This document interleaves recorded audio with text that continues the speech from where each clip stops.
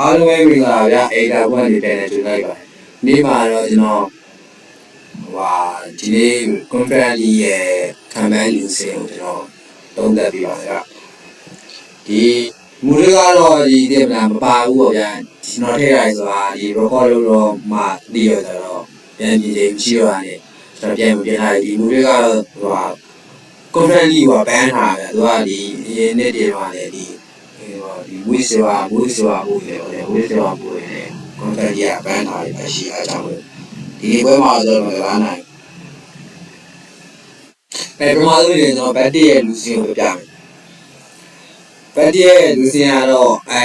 စီယာကတော့ပုံမှန်မရှိမပြည့်ဘာခံဘူးနဲ့ပေါ်ထွက်လာမှာဗျာပြီးရင်ဘယ်တော့မှပေါ်တယ်ဖြစ်လာပြီးတော့ညာတော့မှအလိုဖြစ်လာရင်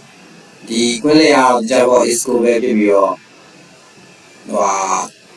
မေတ္တာပြီးတွေကတော့ရိုဒီကန်နဲ့မာရိုကာပဲဖြစ်နိုင်တယ်ပြီးရင်ဒီဘယ်တောင်ပဲနဲ့ညာတောင်ပဲခန်းစစ်တွေကလည်းစာပီနဲ့မီရတာပဲဖြစ်နိုင်တယ်ပြီးရင်ဒီ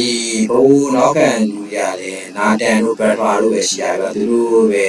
ဝဲထွက်လာကိုများပြီးရင်ကိုသမားတော့ BD8 ပေါ့ကဲနောက်ပြီးတော့ Chelsea တင်ဆက်ပါမယ်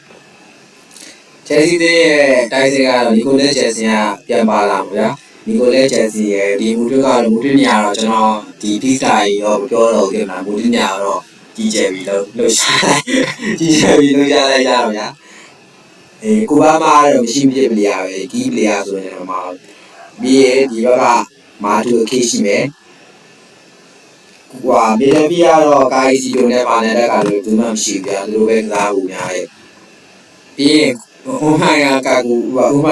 ရဲ့လားကောင်းကိုတက်တဲ့မင်းသားတွေအကောင်လေးပါတယ်ကိုဝဲရထားလူပါရဲ့ဒီ rechain တွေကကိုသမားတော့ပတ်ထိုးဖြစ်ဖို့များဒီနှစ်သိန်းလုံးရဲ့ပွဲမှာကျွန်တော်ကီးပီလီယာလေးပြောပြမယ်ကီးပီလီယာလေးဆက်ထိုးထားတယ်ပြောပြကီးပီလီယာကိုပြောခဲ့တာ Chelsea တဲ့ကိုပါမအဓိကကီးပီလီယာကိုပြောတာဗတ်တီအသင်းရဲ့ isco ဒါကွင်းထဲမှာကောင်းကောင်းထိနိုင်တော့နိုင်ရရှိဖို့များတယ်ဗတ်တီအသင်းကလည်းအတူနီနဲ့ isco ကပြင်းထန်တဲ့ကြောင်းလဲမှုတွေဖန်တီးနိုင်ပဲရှိနေတော့ဗျာတင်လာလေတော့မတွေ့ဘူးဒီပွဲကပြီးရင်ဥပါယာအန်တိုနီဗျာမန်ချက်စတာယူနိုက်တက်ကနေအငါကစားနေပြီးတော့ဒီဗတ်တီအသင်းမှာပြန်လဲတက်ကြွနေဗျာ25ပွဲမှာ9ဂိုးထိသုံးပြီးတော့5ကဖန်တီး5ကဘိုးဖန်တီးမှုရောက်တာဗျာပြီးရင် isco ကတော့ဒီဘတ်တီတဲ့ဘိုးဖန်တီးမှုတွေထဲမှာမဖြစ်သေးဘူး33နှစ်ရွယ်လေးရှိဗျာပြီးရင်ရီယယ်မက်ဒရစ်မှာချန်ပီယံligeရခဲ့ဘူးရယ်ပြီးတော့ဒီမက်လာမှာပလီယာမက်တွေပိုင်းလည်းရခဲ့ဗျာပြီးရင်ကတော့ဒီဘတ်တီတဲ့မြဲတဲ့ဂိုးသွင်းနေရှိရယ်ဘတ်ကန်ဘူးလားပဲဟုတ်လားမသိဘူးဘာကန်က UEFA ကွန်ဖရင့်မှာ9ဂိုးသွင်းထားပြီးတော့ဒီဂိုးသွင်းများဆုံးလူစင်းထဲမှာဒုတိယနေရာမှာရည်တည်နေဗျာဒီနီကိုလက်ချယ်စင်ကတော့ဒီနေ့မှာကစားမှာရေးပီးမီးယားလိဂ်ကကာစင်တဲ့ပွဲမှာလည်းဒီနီကက်ထိပြီးတော့ခုမှဒီနေ့မှာပြန်လေးစကားပါတော့ဗျာအဓိကတော့ကျွန်တော်တို့မူတဲ့သူကဒီ2025ခုနှစ်မှာတင်လာမူရေးစေဝါမှုနဲ့လိုမျိုးဒီ UEFA ကြီးက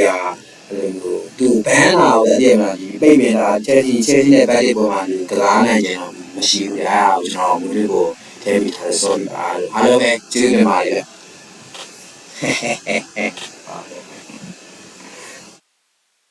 ဟုတ်လားအဲ့ဒါ sorry